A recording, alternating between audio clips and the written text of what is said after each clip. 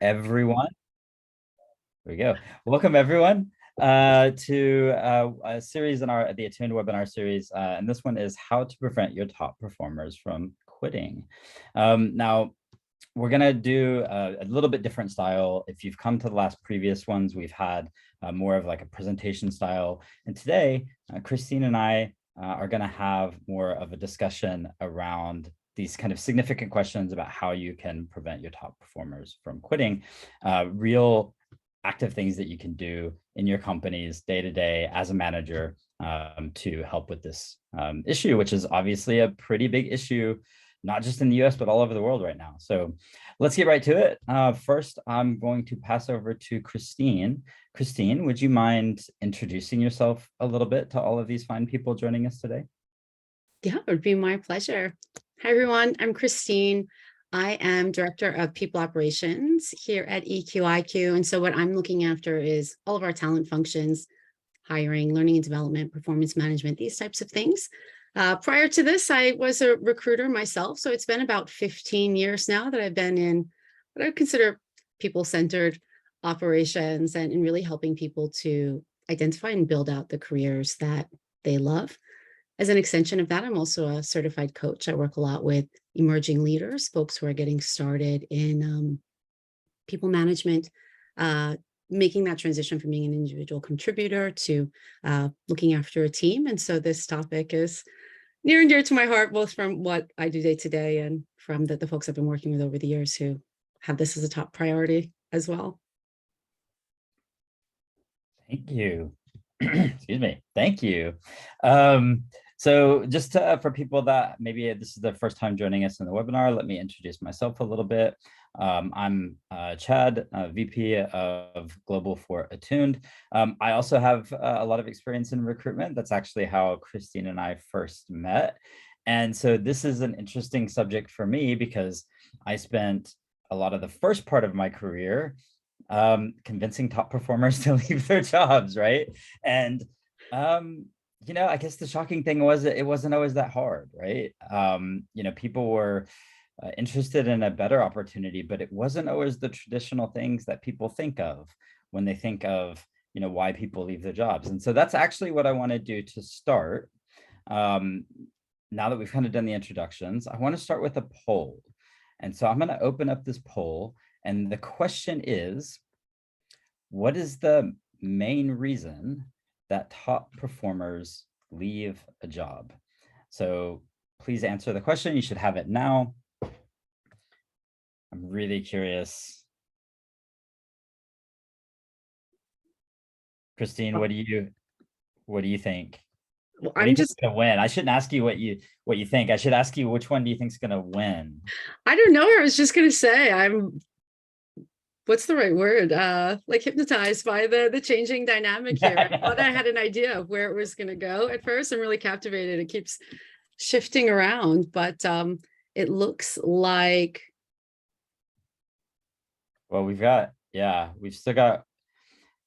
Yeah, there's a couple of major themes. I don't want to sway the, the 10 or so folks who haven't answered yet, but we do have a couple leaders, it looks like, in terms of. Yeah, there's a couple that kind of jumped out. And they are, you know, a little preview, little topics that we're going to talk about today. So it looks like most of the votes are in. We've kind of plateaued on the number of votes. So I'm going to go ahead and end this poll and then let's share it. And we'll talk about it a little bit. So as you can see, the winner or loser of this poll, maybe it's a better way to look at it, dissatisfaction with management. So 100%, that's a topic that's going to come up in this discussion. That was followed pretty closely by lack of career advancement opportunities. And then we had, looks like a two-way tie between lack of engagement or like job happiness, job satisfaction, and salary benefits were below expectations. So thanks everyone that voted. So I guess, Kristine, I kind of want to end the suspense and just ask the most obvious question, which is, can you really stop your top performers from quitting? Hang in there. Hang with us, folks. I think the answer is not completely. And for anybody who's here, maybe this is not a complete surprise because you've probably tried a lot of different things, thought you had a really great handle on how someone was doing and found yourself surprised to have that conversation with them about them leaving.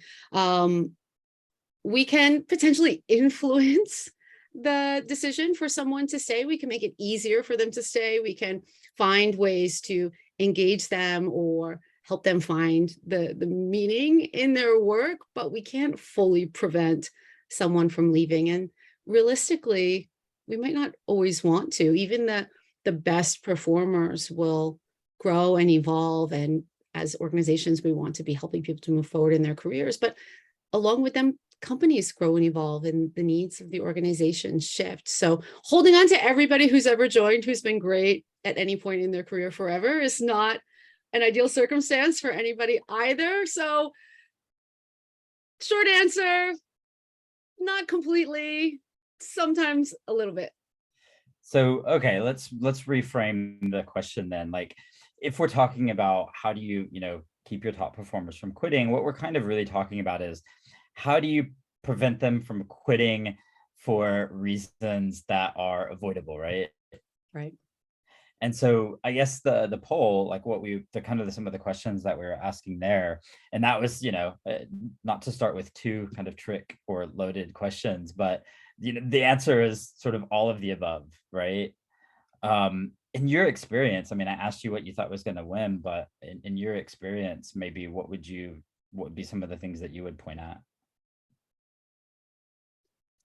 For me, I think that people are at the highest risk of leaving when they're not seeing alignment between where they want to go in their careers, what they're excited about doing, and what's going on at the company. And that can be in terms of their role itself, but also values and communication and all those different things that impact the day-to-day work experience that they have, combined with the kind of future that they can see for themselves within the organization.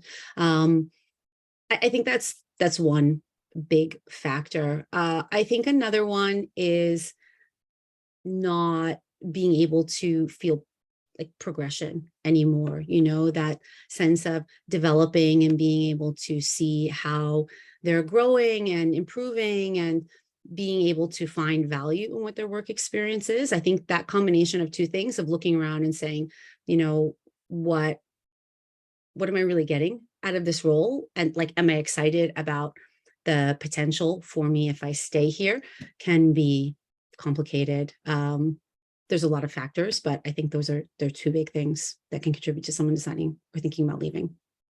Yeah. And, I think the number one answer that we had in the poll was, the manager issue, right? Dissatisfaction with management. And I guess for me, it kind of brings me back to that old adage that people leave managers, not jobs.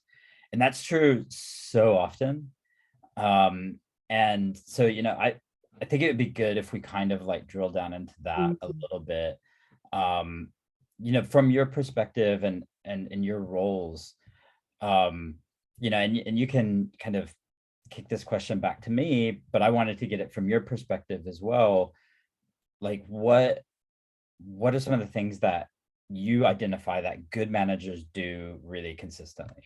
I think good managers are having really intentional conversations with their people on a consistent basis that are not only about the day-to-day things, KPIs or, flagging issues and handling preparation for routine meetings and these kinds of things that are just kind of always on the docket or the agenda or whatever, but also being able to zoom out and make space for more open-ended check-ins with people, for looking at where they're at in terms of their career development. As I mentioned, I do think that's a really big trigger, and it's not always the thing that's top of mind for people. But one of the things I've done over the years, whether it was as a recruiter, as you mentioned, kind of talking people through this process of changing their job, but much more recently, talking to people as they're joining the company or even in exit interviews. These kinds of things tend to come up in hindsight, where once people really start talking about this decision to start looking or if there was a particular event that got them going. It's this realization that they haven't had that type of conversation with their manager in a really long time. Sometimes you even say like, hey, did you have this talk with your manager? Have you said this to anyone before me on your second to last day? And people realize, oh no, they hadn't. And yeah, ideally, folks are driving their own careers and they're bringing these things up. But I really do think it's critical that managers are being proactive in opening the door for these conversations to happen. What do you think? Absolutely. One of the things that I really believe in super strongly as a manager is having a regular one-on-one. And that one-on-one, sometimes it's going to be more about numbers. Sometimes it's going to be more about, the goals that we have this week and the previous week and those kinds of things, right? But, once a month, I like to ask the question, which, we've talked about a lot, which is, what's something that you learned in the last month, right? And I think if you're not asking that question every, 3 to 6 months at least, then you're missing, a lot of opportunities to kind of understand what progress people have made and what progress they want to make. And also, they don't always realize what they're getting better at, right? Like, another big issue and another reason why people leave is they're like, well, I've kind of topped out in my job. Like, I don't have anything left to learn. There's nothing, interesting anymore. And I've always been super surprised about that reason, because I'm like, well, there's a million things that you can still learn. Like, how could you possibly think you're done learning? Like, there's so much more. But then I realized, okay, well, that's a failure on my part that I haven't sort of given them that viewpoint, right? That they feel that way because maybe they stopped recognizing their own growth. And when you first get into a job, your growth level is pretty high, and then it kind of flattens out. And so there are like more incremental growth, after that big jump, right? When you kind of get it. And so asking that question and giving people the opportunity to recognize their own growth, I think is really, really important. And to put that into perspective, like, there's a Gallup poll that suggested that workers, only 20% of workers have said they've had a real meaningful conversation with their manager about career progression in the last 6 months, right? So like, and that's not just career, but it's like goals and things like, okay, what do you need to do to get to this point? Like, whatever that point they want to be at is, like, that's a pretty shocking number to me. I think the word meaningful there really jumps out at me, and it reminds me of something else. You asked me before, what are some of the things that managers can do? And I think tailoring their approach so that it is well aligned with the person that they're managing is the secret sauce, the magic key to having that conversation feel meaningful. Because I could have a one-on-one with everybody who reports to me and ask them the same questions and do it at the same timing. And you still might have some of those folks walk away and say, oh, that wasn't a meaningful conversation to me. Like those 80% of people who said that they had not had one of those conversations, it doesn't mean they haven't had a one-on-one with their manager, Right. but they don't feel that it was meaningful. And Right. I think that's about putting it into context for them and their lives. And that can be tough to figure out. But I think that really prioritizing that as a manager, looking at, okay, well, what is really important to this person, and how can we communicate with each other effectively, and keeping track of how those conversations go and being able to build and follow up on them. It takes a degree of intentionality and preparation and thoughtfulness that can make all the difference between something feeling, like template stamped conversation versus something that was really customized for them. Yeah, 100%. Well, before I ask you the next question, actually, we have a question in the chat, and I wanted to quickly address it because it seems like an important one. So the question is, what organization is sponsoring today's session? And I was like looking around, I should have worn my Attuned t-shirt. I was going to say it's sponsored by Sour Patch Kids, but that's not true. If they want to give us money to run events, I'm happy to plug them away. But today's event is organized, hosted, and sponsored by Attuned, which helps people identify their intrinsic motivators, and helps people have meaningful conversations in the workplace. So I wanted to ask, kind of the next question that I have is, talking about that, I mean, that's the organizational, I guess, organizational load on expecting managers to kind of like immediately start having meaningful conversations is pretty heavy. What initiatives have been the most effective in your experience, Kristine? I think some of the things that we've learned over the years and through trial and tribulation, just as much as, stumbling on success and being able to build on that, has been, number one, the understanding that this begins even before you start talking to potential candidates that you want to hire. Like, as an organization, getting really clear in your mind about what your values are and what the impact of this role is going to be and the place that it holds in the organization before you even post the job or talk to anybody about it is really important, because then you can make sure that you're ahead of explaining those things and seeking alignment and really trying to communicate transparently about expectations and whether it's like the person is a good fit for the organization, but also whether this role is a good fit for this individual's career. And it's really tough to have those conversations unless, number one,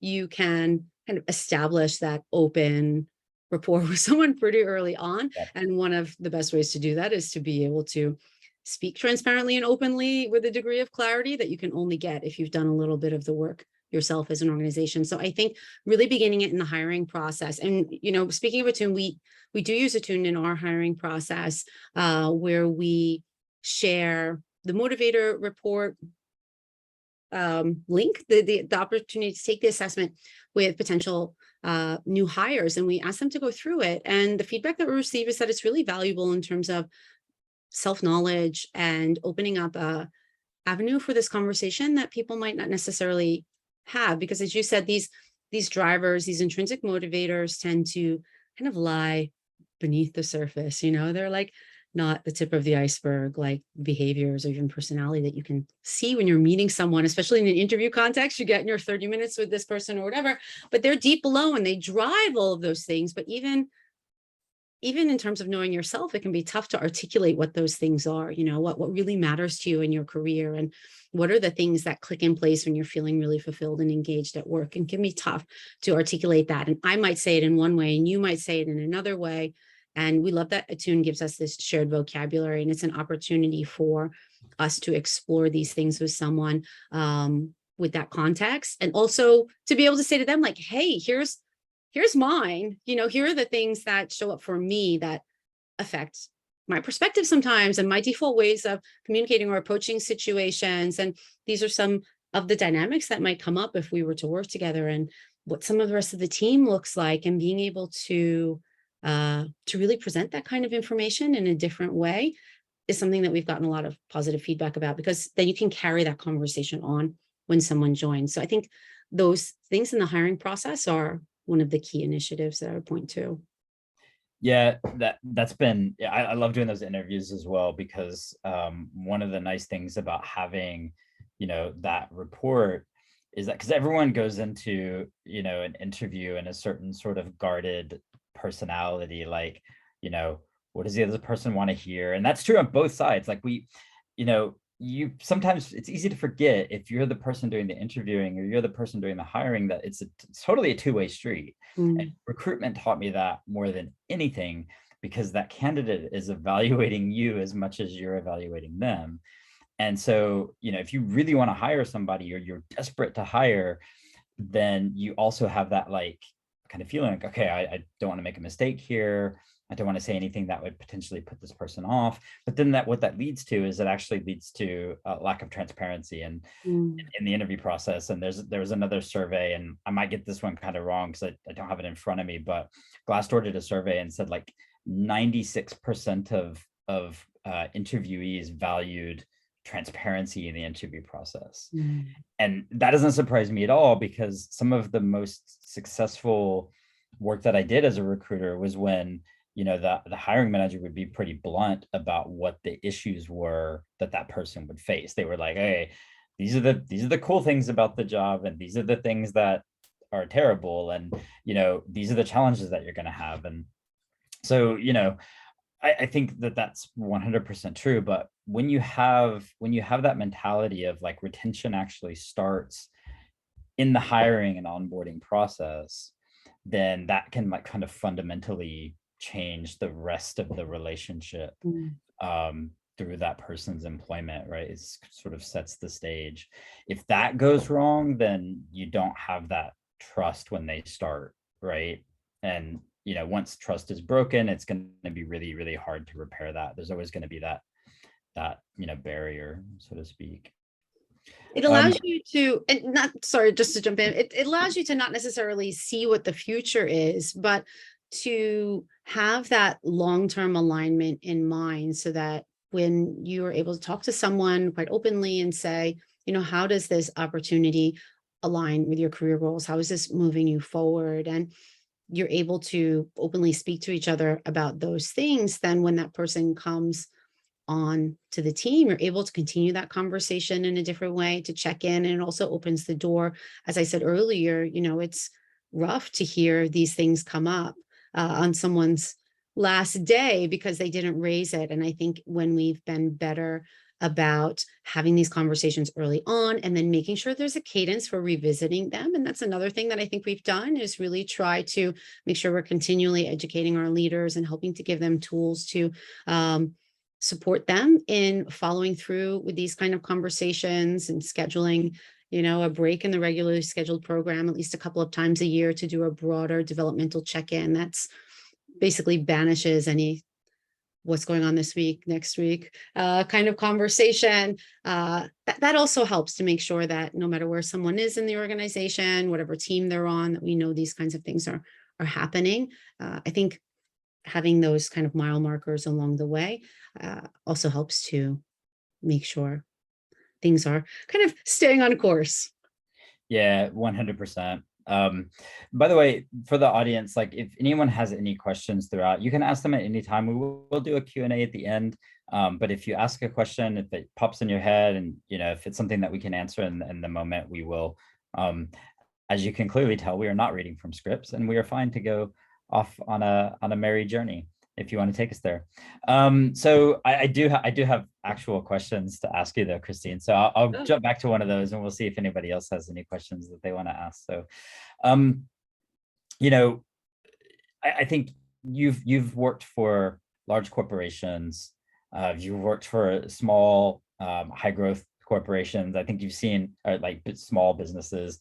You've seen kind of boom bust cycles in hiring and retention. You've kind of seen, I don't want to say you've seen it all, because I think that would jinx, that would probably jinx you, and like, tomorrow would be the worst day of your career. But you've seen a lot. And where do you think that companies, go wrong? Where do organizations kind of mess it up?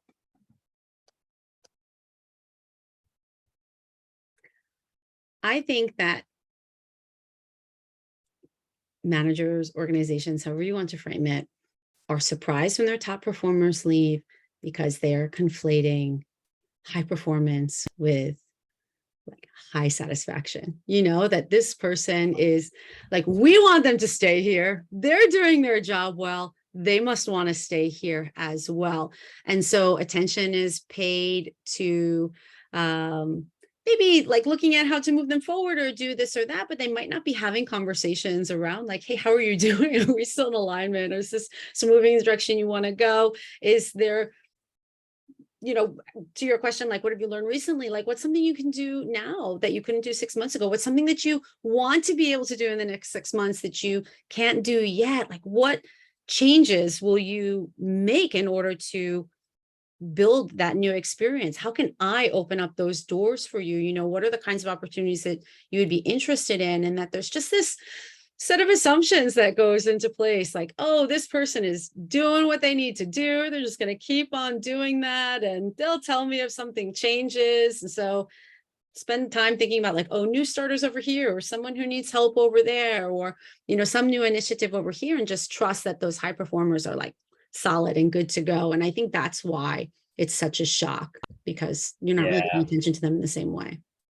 Yeah, we spend so much management energy on the people that are not performing as well, because in our brains, it's like, well, they're doing fine, like they're doing really well. Probably they're getting like, it should be a good salary. And if there's like performance reviews, those are going to be really positive. If they're on a commission, they're probably getting good commission. Like, and we just generally, and I think this, to kind of tie it back into the poll, like we had, a tie between lack of engagement or happiness and salary, benefits, and low expectations. I would tend way towards the lack of engagement piece, because, again, to go back to my career in recruitment, I would, the reason that people would leave jobs because of salary is if they were really grossly underpaid. Mm. And, organizationally, if that's an issue, then that's a different issue. Like if you aren't paying your top performers what like market salaries would be, right? Then you're always going to have that retention problem, because, then, and interestingly, nobody picked this, but options elsewhere, aggressive hiring by competitors. I'm kind of surprised, actually. I just kind of dawned on me, like, nobody picked that. Because like usually for me, the salary and that aggressive, the aggressive competition are kind of linked, and how people think. But it was very rare for me to talk to people and say like, well, I'm leaving this job because I want more money. It was actually a fairly small percentage. And actually, if you look at it, there was a study done in the Harvard Business Review, it was published, I think, a year or so ago, that only 2% of people link their pay to job satisfaction, right? And so that engagement and happiness isn't coming from salary, right? And so when we get into that mindset of everything's fine and they're getting good performance reviews and they're being rewarded and these kinds of things, we're oftentimes missing the real story. I think, and that's a huge risk that managers have, and it's tough. I've been there. I think anybody who's managed teams have been there, where naturally your time kind of gets drawn away into those, and I don't want to say it's just low performers, but into issues that are actually probably less important for you than keeping that person, paying attention to that person, and making sure that you're asking them the right questions at the right time. Yeah, to make sure they're continuing to develop, right? We can sometimes say like, hey, this is what I need this person to do, like in terms of the function that I'm responsible for, or these kinds of things, and overlook really what that person is excited about doing, or, what a little bit of an expansion in what their, I don't know, what their scope or their interest or these various things might be. And, to your point about salary, Chad, I find that there's a point where that like need is met, as you said, you've stayed Right. within the market range or whatever.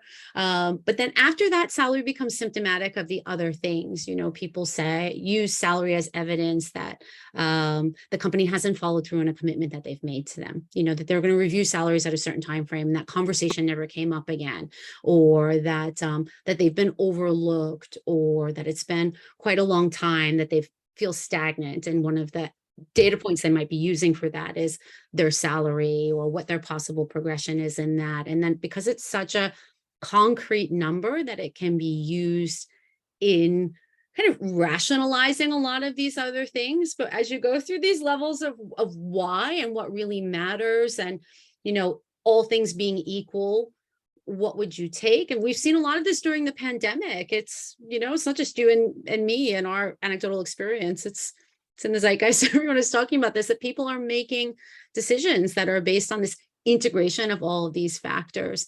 And of course, salary and, financial security or any of these things is important. But once a certain threshold is met, would people prioritize doing something that's exciting or stimulating to them because they really love building something new, or because they really want to be attached to a cause that they feel is having a positive impact on the world, or because they want the opportunity to work with a certain group of people or the brand that they love, or any of these other things, to be able to be home in time to take their kids to ballet, or to make dinner every night, or to see their kids onto the bus. And these kinds of things all factor in as well. And salary is typically in that conversation. But as I said, from my experience, it's usually a little bit more about what it represents than the actual number. I think that's an excellent point. Like, especially when you said like a broken promise. I think a lot of things come back to an issue like that maybe it's not 100% about salary. It's kind of tied up in a number of other things, right? But we put so much emphasis on salary. Like when I always tell people, like, when you put a job offer together, and what are the main things that are on there? It's got like the title, the salary, and the start date. Like those are usually the main things that on your standard offer letter, and that misses so much of what the modern workforce is actually looking for, in terms of what job satisfaction means, and what it means to be intrinsically motivated, right? To kind of bring it back to today's sponsor, Attuned. Those intrinsic motivators that actually create that engagement and happiness with the work that people do. So, well, I think we kind of covered a lot of the kind of questions that came up in the poll. So, salary benefits, we kind of talked about. Lack of career advancement, we kind of talked about. I think we sort of distilled that down to progress. This is, maybe we can talk a little bit about what you said in the very beginning, which is, sometimes, top performers like need to leave, right? And that's okay. Like organizationally, we shouldn't, bite our fingernails and freak out. Do you want to talk a little bit about that? And because some people might have been very, very surprised to hear that, like, oh, it's okay sometimes when top performers leave. Yeah, maybe it's a little bit antithetical, but I personally think that you're doing a great job as a manager and as an organization if you're preparing people to excel in their careers within your organization and beyond your organization. And I think it's kind of the long game mindset as well. You want to have an idea when you're hiring into a role, what success would look like in terms of the retention for that position, how someone could potentially grow, if the person that you're hiring is a good fit for this kind of plan, and what you're hoping this role will look like over the next couple of years. Or, maybe, I don't know, it's a startup, or it's a very specific project, and it's just going to be about executing and being able to like take that experience and move on to the next thing. But again, going back to being really clear in your own mind as a hiring organization or as a hiring manager about what that looks like can help. But I think it shows that the company is doing well when someone can stay with you for several years and develop a lot of skills and get promoted and see success and go out and be proud to be an alumni of your organization and refer people back to you, or be someone who's kind of out there in your ecosystem, whatever industry you're working in, as evidence of the great people who have come through your teams. And the main point for me, and I said it before, but I'll just mention again, is that I think the idea that we want to hold on to the same people forever locks us into these two false mindsets, that the organization is going to be the same as when you hired these people, and that individual is going to be the same as when you hired them. And so if it's a good fit, if it's a good hire and they're a good performer, then that's the way it's always going to be. And I think that the work we've seen over even just the past 10 years at EQIQ really brings this to mind, because we went from being 10 people, to being 50 people, to having multiple business units, to having a recruitment business and an HR tech product that we're building. And we've needed really different people at different stages of that organization. And the people who were really excited to build us when we were nothing are not the same people who want to be there when we are, you know, multiple teams and figuring out how to onboard new graduates and doing these kinds of things. That's not their skill set. That's not what they get excited about. And we don't want them to stop being great at what they're great at because the stage that we're at as an organization has changed. So I think that mindset has been helpful for me in being able to say, when someone does leave, to look at this situation and say, okay, is this a like a net positive departure? I don't know if that's the best term to think of it, but Well, you know, is this person leaving well, you know, in terms of right. communication with us, their experience as an employee, the way that they'll continue to represent us in the market, as someone who has built something lasting within the organization, then we want to cheer those folks on. And if it's a surprise, someone that we feel is leaving prematurely, an opportunity that we feel that we miss, then I think we really have to take intentional steps to look at ourselves in that situation and say, okay, how can we That's go upstream and, you know, stop throwing people like this into the yeah, river? You know, what can we do yeah. to keep them safely on shore and try to learn from it as quickly as we can? No, absolutely. And I think you can kind of boil that down into like how people quit. Like what's their communication around that process? Is it like, here's my resignation letter, like, see ya? Like, is it that kind of resignation, or is it like, hey, I'm thinking about my options here. I feel like I might not, be able to do what I want to do next in this role at this company.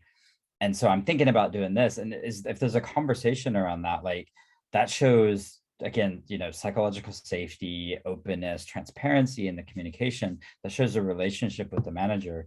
And then I also, I also look a lot myself. I kind of like, think about it myself as like, is that person moving up when they leave, or are they taking like a lateral position? Because if you have people leaving for lateral positions, like that can be pretty concerning, right? If your top performers are leaving to go do the same thing somewhere else, then okay, like you really need to put the microscope on yourself and say like, okay, what happened here? Because we should have been able to prevent that, right? We should have kind of known that was coming, or we should have, there's probably something you could have done at some point, right? And it may have been in the hiring phase, so it may not have been something that you could change right away, but you have to have that self-reflection, I think.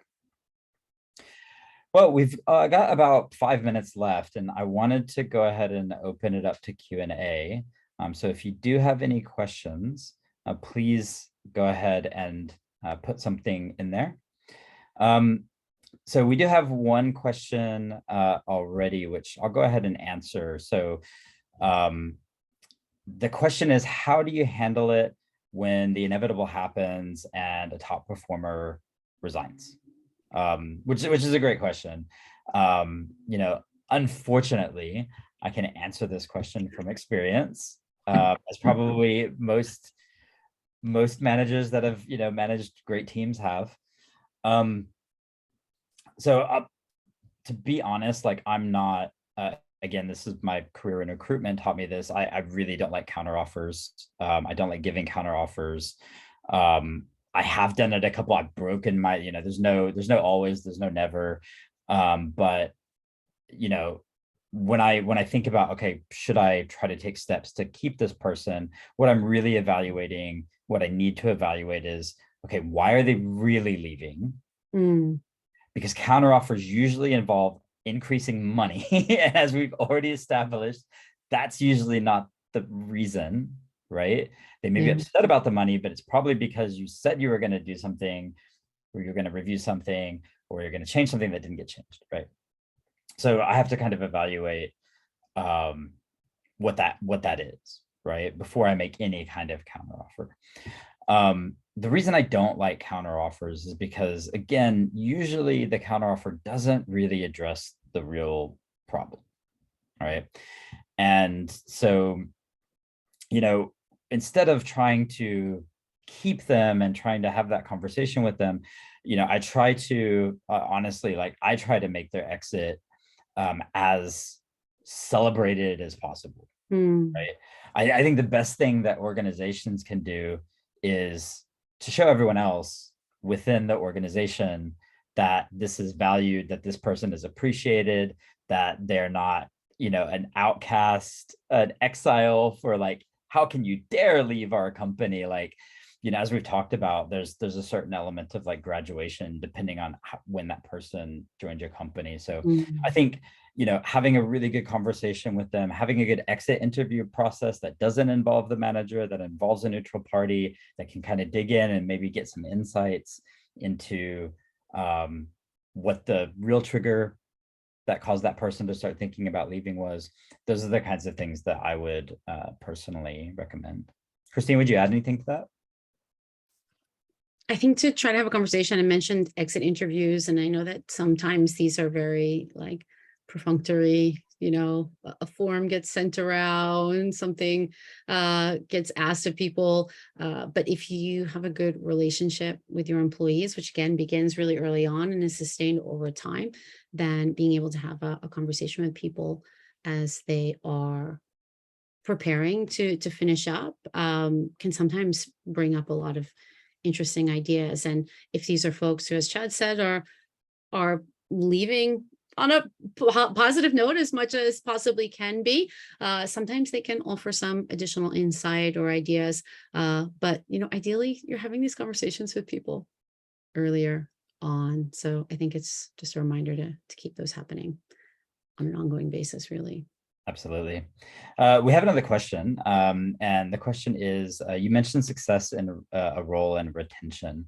Mm. Can you share a little bit more about that? I think what this question is maybe referring to is when we were talking about, and I might be wrong, so to the person that asked this question, if I'm wrong, you can rephrase it and we'll try to answer it.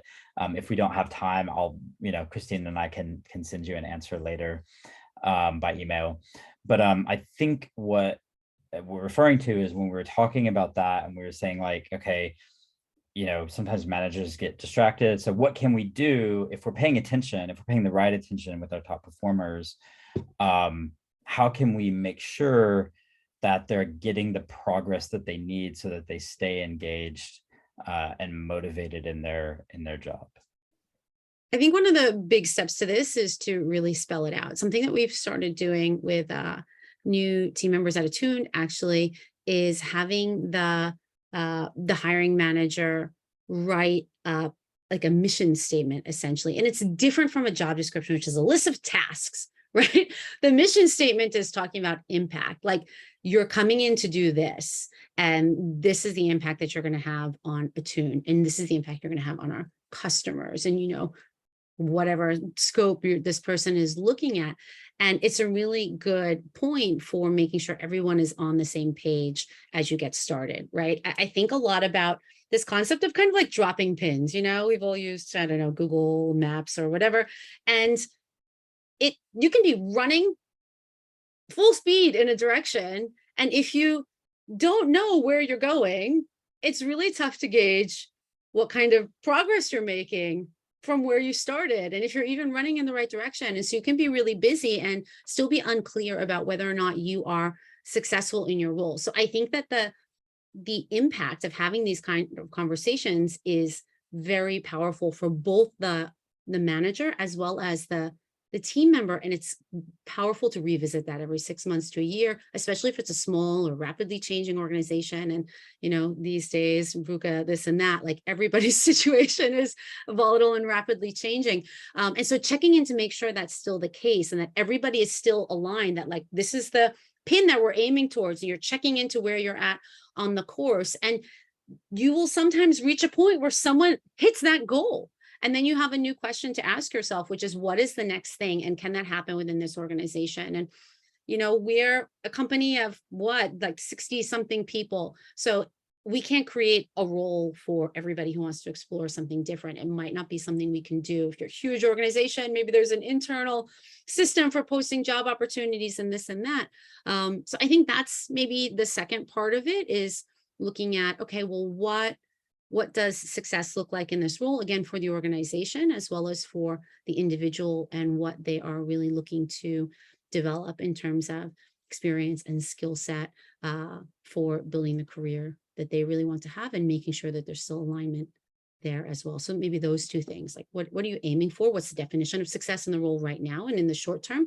And then maybe looking more big picture in terms of the career path for everybody involved, and whether that can still be within the organization. Thank you. We are a little bit over time. We do have one more question that I just wanted to kind of briefly address, because I think it's a great question. If anybody needs to leave, first of all, thank you so much for joining. We really appreciate it. If you want to stick around for another couple minutes to hear this last question, we're happy to have you. So the question is, and it's a big one. We can talk about it for a long time, but we're going to try to give a really short answer. The question is, do either of you have any recommendations for creating a leadership development plan that managers can resource?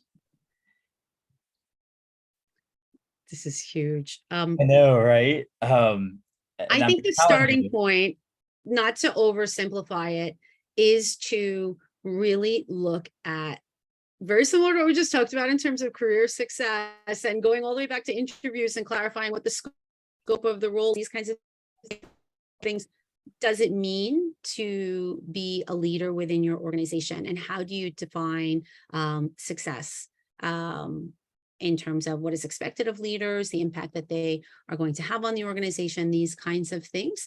And then to build your development plan around helping to build up those competencies, so that the upcoming and the current leaders in your organization can build the knowledge, skills, and abilities. Sorry, I think there's frozen there. That they'll need to really excel. And so it's a big project doing those things. But if you just start throwing leadership resources at people, and there are so many out there that are not in alignment with your company's values or your definition of good leadership, or the kind of leadership responsibilities that these folks will have inside your organization, it is just confusing, and could even at worst feel like a waste of time to people, leading to frustration.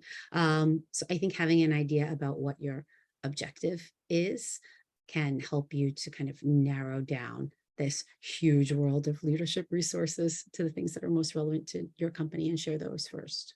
Yeah, and I'll just add one last point to that, which is, similar to when we were talking about, retention actually starts with the hiring process. I would say that leadership development starts before their leaders. And one of the things, Kristine, that you did at EQIQ, which I really thought was wonderful, was having the weekly leadership discussions. And these discussions are actually open to everyone in the business, right? Like anyone can join. If you join tomorrow, you can join next Tuesday, right? And, from my perspective, that was always really interesting, because, I think as a manager, you get some insight into who's interested in management. They want to learn. You can see, like, okay, these are people that are kind of trying to understand the management, like what it means to be a manager or a leader within this business. And then you also, being in control of that, have the ability to kind of disseminate the resources that you feel are most important to kind of control the learning process a little bit. And so I think that's a really, for businesses that have the capability of doing something like that, I think that was a really, really great initiative. So we are out of time. We've gone over time. Kristine, you made it through the whole thing without your daughter waking up and like bombing the Zoom. This is what We've got it close a few times, I think, but yes, so far so good. For everyone watching, we've been on. Yeah, I've been waiting, hoping that her daughter, who's like jet lagged and like zombified, would like rumble into the picture, but not today. Maybe next time. Thanks everyone for joining. Really appreciate it. Kristine, thank you so much for giving. Thanks so much for having me. It's always a pleasure. Yeah, and we'll do it again.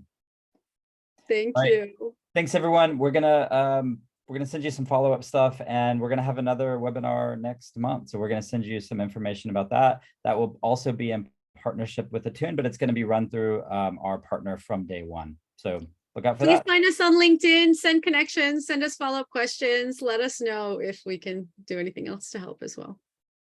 Thanks, everybody.